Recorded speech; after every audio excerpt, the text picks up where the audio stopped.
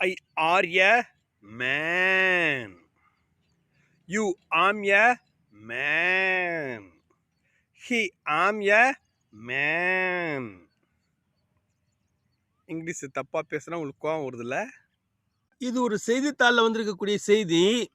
Christmas, புத்தாண்டு என அடுத்தடுத்து கொண்டாட்ட தினங்கள் இருக்கின்றது. அடுத்தடுத்து கொண்டாட்ட தினங்கள் இருக்கின்றன. என்ன இருக்கின்றது? ஈஸ் போடுற இடத்துல ஆர் போட்டால் பேசாமல் இருப்போமா? மாத்திரம்ல. ஏன்னா தமிழ் எப்படி வேணாலும் மாற்றிக்கலாம். அது நம்ம மொழி. எப்படி வேணாலும் குத்து குத்து குத்து குத்து குத்து குத்துன்னு குத்தி கொலை பண்ணலாம்.